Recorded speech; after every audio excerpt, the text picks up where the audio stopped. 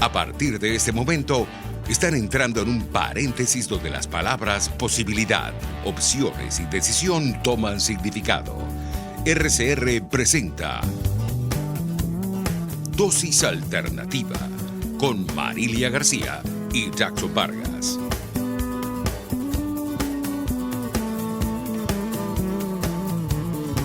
Amigos, sean bienvenidos como siempre a este su espacio Dosis Alternativa. Les saludamos Jackson Vargas y Marilia García. Chicos, Hola. me voy a decir Marilia García. Hola Jackson, buenos días. Buenos días. Bueno, le recordamos a toda nuestra audiencia que nos sintoniza a esta hora que pueden seguirnos e interactuar con nosotros en nuestras redes sociales a través del Twitter por @RCR750. También nos pueden ver en vivo a través del Periscope en Facebook Live y también a través de nuestra página web rcr.tv, la radio que se ve. Así es, Marilia, hoy vamos a tratar un tema bien importante, sobre todo para las personas que están saliendo del país. Exacto. Porque se les solicita una vacuna, la vacuna de la fiebre amarilla. De la cual nombran mucho, pero no saben de qué trata. Exactamente, entre los cuales yo me sumo, no sabía que era la fiebre amarilla. Exacto. Y la idea de este programa es precisamente averiguar de qué se trata esta fiebre, cuáles son sus complicaciones, cómo nos puede afectar, cuáles son los síntomas. Esta fiebre también es conocida como la enfermedad del vómito negro o plaga americana. Nombres como muy fuertes, María, ¿no? Exacto, para saber, y además los países de alto riesgo que lo tienen, ¿no? Ya me dicen que tenemos en línea a la doctora María Eugenia Landaeta. Bienvenida, doctora. Muchas gracias por su invitación. Claro, teníamos problemas ahí para la comunicación. Ya hicimos Maril y yo, nuestra compañera, Exacto, hicimos un preámbulo, una introducción de más o menos de qué se trata la fiebre amarilla. No sin especificar qué es la fiebre amarilla, porque para eso está usted, y ya de una vez le pregunto, ¿qué es la fiebre amarilla? La fiebre amarilla es una infección transmitida por el mismo mosquito del dengue, zika, chikungunya, que es el Aedes aegypti. Es una enfermedad que prácticamente ha estado confinada a las áreas selváticas de Sudamérica y Centroamérica. En este momento hay un brote bastante importante en Brasil, pero hasta ahora no ha llegado a Venezuela, afortunadamente. Pero ¿por qué ese brote en Brasil se origina? ¿Por qué se origina en Brasil? Y también otra cosa, no tanto por qué se origina, sino por qué se está dando ese brote. Un poco estaba comentando con Marilia, el clima de Brasil es muy parecido al de nosotros. ¿Quiere decir que nosotros estamos muy propensos también a este brote? Bueno, en teoría sí, porque nosotros tenemos las mismas condiciones, tanto climáticas como de vegetación, como tenemos también los mosquitos, y también tenemos los reservorios que son los monos araguatos o monos aulladores, que son los, digamos, centinelas de la enfermedad. Cuando los monos araguatos se empiezan a morir y empiezan a detectar que están muriendo los monos, entonces hay que investigarlos para ver si es un brote de fiebre amarilla selvática. Pero por alguna razón que no está todavía bien determinada, en Brasil empezaron a transmitir la enfermedad a los humanos también. Y ya hay un brote bastante extenso de fiebre amarilla en Brasil. Eso ocurre más o menos cíclicamente cada cierto número de años. Sin embargo, este ha sido uno de los brotes más grandes que se ha descrito.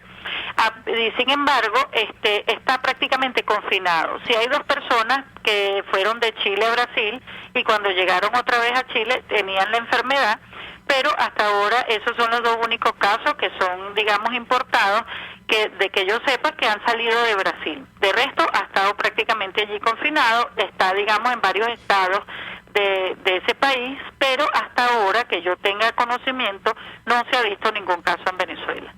Así es, bueno, siguiendo el tema de lo que es la enfermedad, lo que queremos dar a conocer hoy en nuestro programa. Doctora, ¿cuántos días dura el periodo de incubación del virus de esta enfermedad? Más o menos entre 3 días a 2 semanas, pero lo más frecuente es que sea de 3 a 6 días. 3 a 6 días. ¿Y los síntomas de esa enfermedad cuáles son?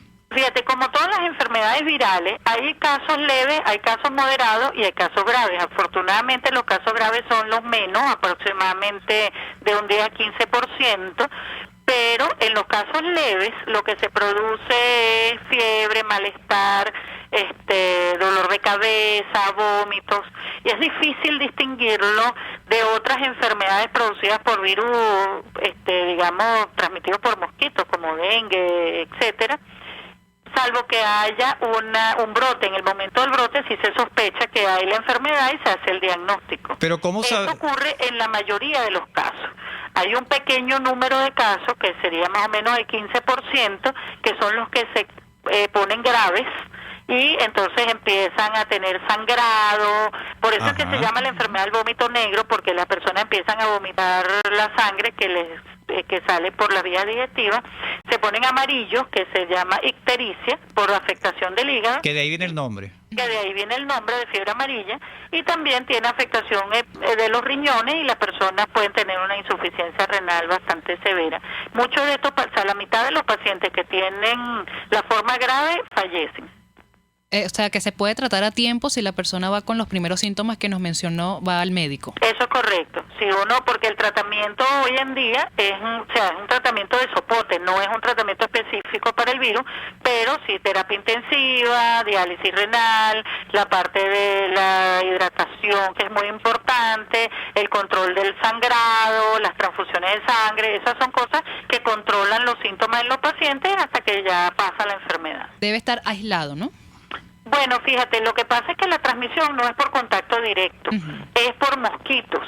Entonces, más bien convendría ponerle un mosquitero, pues, de manera de que no transmita la enfermedad a otras personas. Pero, en general, la única forma que se ha encontrado de la transmisión es por mosquitos. Sí, a ese punto iba también, es el contagio. Muchos mitos sobre esta transmisión de esta enfermedad, ¿no? Sí, es correcto, porque es que esas son enfermedades transmitidas por mosquitos. Esas no se transmiten, por ejemplo, si tú agarras la sangre del paciente o si tú agarras el paciente con tus manos, etcétera, no se transmite la enfermedad. La enfermedad se transmite por la picadura del mosquito. Y en cuanto al tratamiento, llegamos pero antes de llegar al tratamiento, Marilia, quiero quedarme en lo que dijo la doctora. ¿Cómo diferencia? O sea, porque los primeros síntomas son de una gripe normal. Exacto. Ajá. Y si cuando llego al sangrado, eso no es muy delicado. O sea, ¿cómo sé yo que...? Cuando llegas a la etapa del sangrado ya es una enfermedad grave. Grave en el sentido de que amerita terapia intensiva, transfusiones, una hidratación especial, muchas veces diálisis renal, o sea, ya se convierte en grave. Afortunadamente, solamente el 15% de los pacientes se ponen graves. La mayoría de los pacientes tienen enfermedad leve a moderada y se cura más o menos en una semana y ya no pasa más nada y no quedan secuelas. Pero en esos pacientes que son más graves, los síntomas pudieran, por ejemplo, la persona tener fiebre y malestar durante los 3 primeros días, mejorarse, y después es que pasa a la segunda etapa de ictericia y sangrado, que son signos de alarma muy importantes para que las personas sean hospitalizadas y vayan a terapia intensiva. Entonces, lo que yo quiero que rescatemos aquí es, creo que es lo importante, es ¿cuándo debo yo acudir a la consulta del médico? ¿A cuántos días? ¿2 días, 3 días máximo? Sí, claro, porque un día con fiebre puede ser cualquier cosa. Ya a partir del segundo o tercer día es cuando se empiezan a diferenciar más los otros síntomas distintos a la fiebre. Entonces allí la persona va a tener dolor de cabeza, va a tener dolor muscular. Dicen que el dolor de espalda es bastante intenso y mucha debilidad, se deshidrata. Y ya en ese momento tiene que ir al médico. Y cuando es una enfermedad leve a moderada, con reposo en casa, hidratación oral y acetaminofén, etcétera, es como el dengue prácticamente, y como esas otras enfermedades que hemos visto hasta ahora. Eso el paciente debería mejorar. Lo malo es que no sabemos quiénes son los pacientes que se pueden complicar hasta el momento que se complican. Entonces ahí tiene que haber una vigilancia del médico, o sea, si las personas viven en un sitio donde hay un brote de fiebre amarilla y empiezan a tener síntomas, entonces tienen que ir rápidamente al médico, porque eso merita una vigilancia, y esa vigilancia es lo que va a determinar el momento en que ese paciente tiene que ser hospitalizado y cuál es el tratamiento que va a recibir. Así es. Bueno, amigos, estamos hablando con la doctora María Eugenia Landaeta, médico infectólogo y jefe del Servicio de Infectología del Hospital Universitario de Caracas, sobre la fiebre amarilla. Doctora, una persona tratada con fiebre amarilla, o sea, que haya superado esta enfermedad, ¿puede tener complicaciones de salud más adelante en otra parte del cuerpo, otro organismo? No, en general las complicaciones serían derivadas de la misma enfermedad. Pues, por ejemplo, los pacientes que quedan con insuficiencia renal pues tendrán que ser dializados o tendrán que trasplantarse el riñón. Pero en general los pacientes que mejoran ya quedan sin secuela. Lo malo es que hay muchos pacientes de los graves, de ese 15% que se pone grave, la mitad de los pacientes pueden fallecer. Bueno, esa noticia no es precisamente buena, es bien preocupante. Aquí vuelvo y repito lo que acabo de comentar con la doctora, atenderse máximo al tercer día de presentar síntomas de lo que creemos confundir, que tenemos una gripe normal, resulta que no es ninguna gripe normal. Bueno, doctora, le invito a permanecer en la línea telefónica, nosotros vamos a hacer la pausa correspondiente a esta hora y ya regresamos para conocer más detalles sobre la fiebre amarilla. Volvemos en breve con más Dosis Alternativa, porque en la gama de posibilidades, usted toma la decisión. Solo por RCR 750 AM y rcr.tv. Puede seguir nuestra programación a través de rcr.tv, la radio que se ve. La clave para la elaboración de una buena hamburguesa es la calidad del pan con la que se acompaña. Y en su pan Sabor de Hogar, compartimos con ustedes el mejor pan en su versión tradicional y gourmet. En su pan Sabor de Hogar, también nos especializamos en la elaboración del pan deli y el tradicional pan dulce que tanto le encanta a los niños. Si estás en Caracas o fuera del país, comunícate al 0412-371-5736, 0424-519-4120 y en Instagram por @sabor su pan sabor de hogar. La sonrisa es nuestra mejor carta de presentación y la doctora Yoconda Mazzochín te ofrece los mejores y más accesibles servicios odontológicos para que adultos y niños luzcan una dentadura impecable. Te ofrecemos blanqueamientos, prótesis dental y un excelente diseño virtual de sonrisa. Estamos ubicados en Bellomonte, Torre Financiera, Caracas. Contáctanos por el 0212-751-5165 o el 0424-208-0402 y en Instagram por @OD-YocondaM. Ellos sí que no saben nada. Y así nos va. El espacio donde se tocan los temas más candentes de interés político y nacional. Y así nos va. En este programa, la picardía y el humor inteligente son los protagonistas. Pura cabilla. Lara y Hernández descosen y revelan los secretos más oscuros del acontecer político. Y así nos va. De lunes a viernes a las 4 de la tarde, por RCR 750 AM. Les estamos presentando Dosis Alternativa con Marilia García y Jackson Vargas, solo por RCR 750 AM y rcr.tv, la radio que se ve.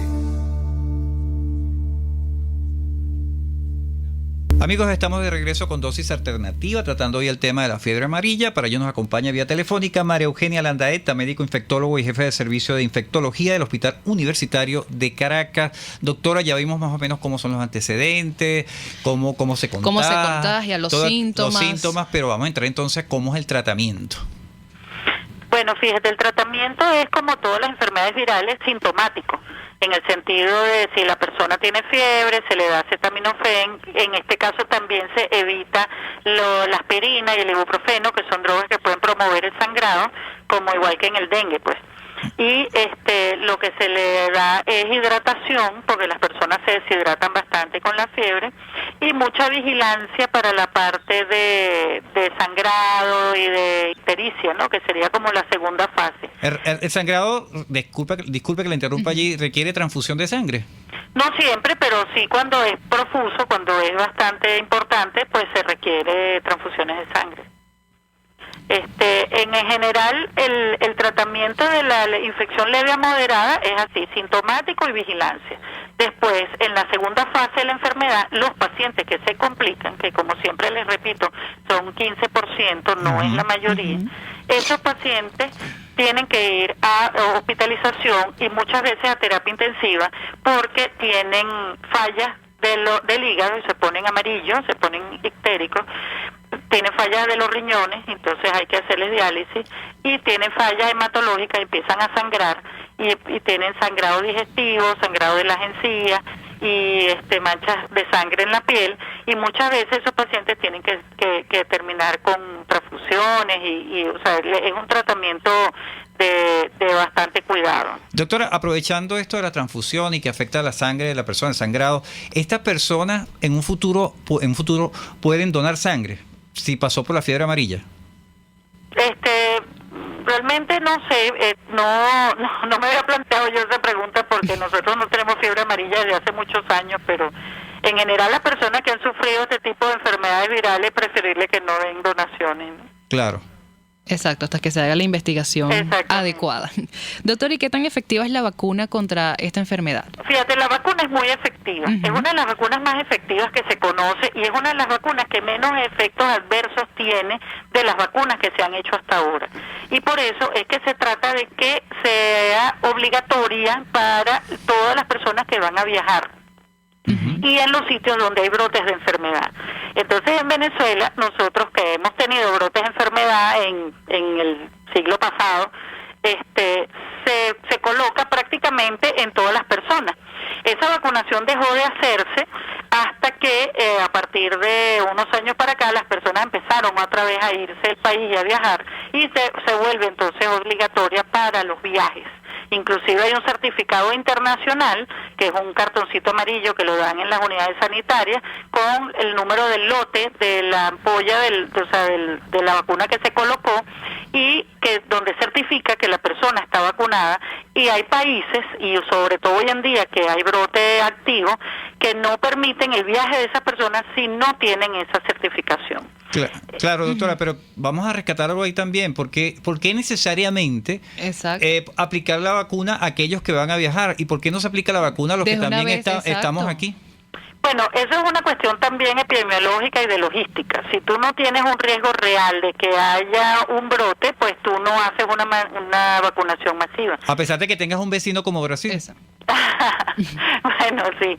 En teoría, si tú tienes un vecino como Brasil que tiene bastante número de casos y tienes tanta migración hacia el arco minero y todas esas cosas, pues deberías tener una campaña de vacunación en este momento.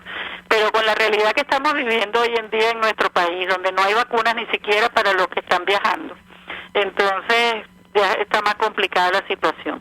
Yo creo que sí se deberían hacer esfuerzos para aumentar la cobertura de vacunación, no solamente de fiebre amarilla, sino de todas las enfermedades que son prevenibles por vacunas y sobre todo de las que tenemos brote en este momento, como difteria y sarampión. Porque, por ejemplo, eso no está sucediendo. Claro, pero por ejemplo, si vamos a la parte económica, que no la puedes hacer en todo el país, por lo menos hazla en las zonas fronterizas con Brasil. Es correcto, eso se debería estar haciendo en este momento. Yo creo que es una política muy importante, pero como, bueno, hoy en día las políticas de salud no son como se hacen internacionalmente, sino que dependen de quienes estén mandando en el momento, pues a veces no se aplican adecuadamente.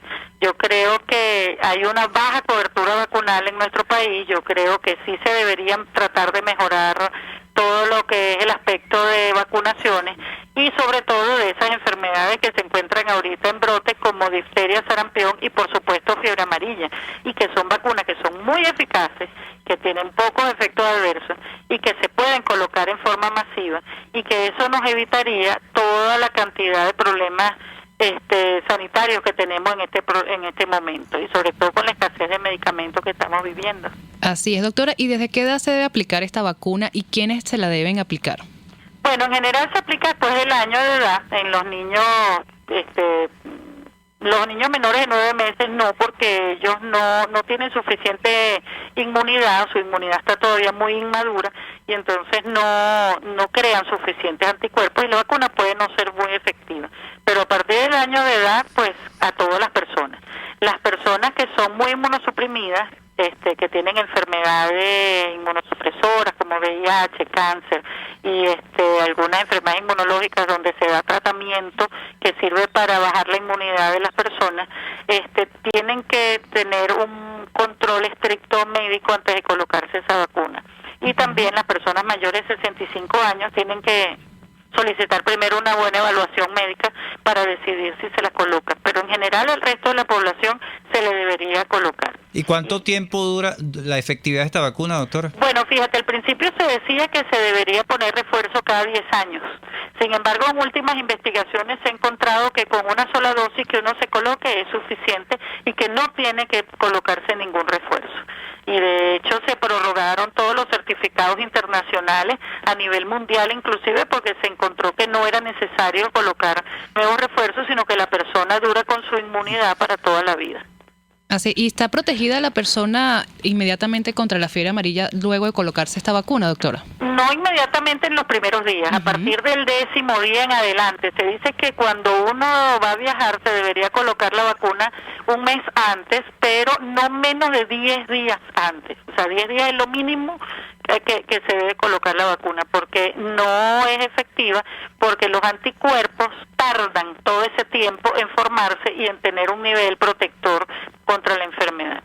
Claro. Es importante ese dato porque hay muchas personas ahorita que están emigrando venezolanos, entonces se ponen la vacuna que si 2 días antes, un día antes, ya es el momento de viajar. Sí, pero no, en algunos países no te permiten inclusive entrar al país si tu fecha de vacunación que tienes en el certificado no tiene al menos de 10 días desde que te vacunaron hasta el día del viaje. ¿Y esa información se la hacen llegar a las personas cuando llegan a estos sitios a colocarse esta vacuna aquí en el país? Se supone que sí, porque las personas que colocan la vacuna y que dan el certificado tienen la obligación de dar esta información, inclusive en el certificado lo dice. Sí, porque yo he conocido de personas que me dicen, no, me falta sacarme la vacuna de la fiebre amarilla y me voy dentro de 2 días. Entonces, exacto, eso se ha escuchado mucho ahorita. No lo entiendo allí. Bueno, es difícil encontrar una vacuna de fiebre amarilla en 2 días, para empezar, porque en muchas unidades sanitarias está agotado el producto y tiene que caminar bastante para conseguirlo, ¿no? Eso por una parte. Y por otra parte, en el país donde tú llegas, te revisan cuándo fue el día de la vacunación. Si fue muy recientemente, ellos no deberían aceptar que la persona ingrese al país. Bueno, bien importante ese dato que nos está dando la doctora María Eugenia Landaeta, médico infectólogo y jefe de servicio de infectología del Hospital Universitario de Caracas, sobre todo para aquellas personas que tienen ya previsto salir del país. Entonces, bueno, tomar estas consideraciones porque además se puede llevar una sorpresita. Sí. Al país donde va a llegar. ¿No? Y las alarmas que hay ahorita de los casos de fiebre amarilla en países fronterizos como es Brasil. Es correcto. Doctora, además de la vacuna, ¿qué otras medidas preventivas podemos tomar contra la fiebre amarilla? Bueno, fíjate, como es una enfermedad transmitida por mosquitos, por supuesto, la prevención de la picadura del mosquito es la misma que se aplica para el dengue, el zika, el chikungunya, inclusive para la malaria, que no es el mismo mosquito, pero que es un mosquito. Por ejemplo, el uso de ropas claras de mangas largas, el uso de repelentes sobre la piel y la ropa, el uso de mosquiteros, el colocarle las telas metálicas a las ventanas de la casa, el control de los criaderos de mosquitos, que no haya, por ejemplo, cauchos viejos, potes de agua, plantas de agua a la intemperie, de manera de que se críen mosquitos en ese agua que se encuentra allí, o por ejemplo si hay un hueco en la calle donde haya agua de lluvia, o una fuente, una piscina abandonada que tenga un fondo de agua. Todas esas cosas tienen que ser bien tratadas de manera de que no constituyan criaderos de mosquitos. Por ejemplo, sitios donde se acumula basura y donde llueve y se forman pozos de agua, todos esos sitios tienen que ser bien controlados para disminuir el número de mosquitos que se encuentra dentro de las casas y alrededor de ellas. Y por supuesto nosotros cuidarnos de la picadura de los mosquitos. Por ejemplo, no salir en las horas de avanzada de mosquitos, que son las horas donde no hay sol, por ejemplo 6 de la mañana, 6 de la tarde. Todas esas son medidas que se pueden cumplir para que eso es un poco difícil, no salir a las 6 de la mañana ni 6 de la tarde, ¿no? Yo entiendo eso, pero cuando si vas a salir tienes que protegerte con repelentes y con ropa de mangas largas y todas esas cosas. Claro, básicamente estamos hablando en zonas donde es propensa esta enfermedad. Exactamente, más porque sí, la sobre ciudad, todo. Y por supuesto la vigilancia epidemiológica que tiene que hacer las autoridades sanitarias y que incluyen la vigilancia de los monos araguatos, porque entonces en el momento que empiezan a morirse los monos, ellos tienen que arrancar la campaña de vacunación. Doctora, ya estamos terminando, ya va a sus redes sociales, pero respóndeme rapidito esta pregunta. ¿Por qué no se sigue haciendo esto que popularmente veíamos en los fines de semana, quizás estas fumigaciones en las zonas de las casas, en los barrios? ¿Por qué eso no se sigue haciendo? Fíjate, la fumigación es una solución muy parcial, porque eso funciona durante unos poquitos días.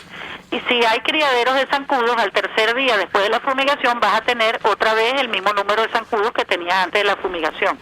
O sea, la fumigación es parte solamente del control de los mosquitos. Tienes que hacer fumigación, tienes que hacer control de criadero, y tienes que hacer recolección de basura, tienes que tapar los huecos, o sea, tienes que hacer muchas otras cosas de saneamiento ambiental que no sea solamente la fumigación. Entonces la fumigación es un desperdicio de químicos y de personal y de tiempo.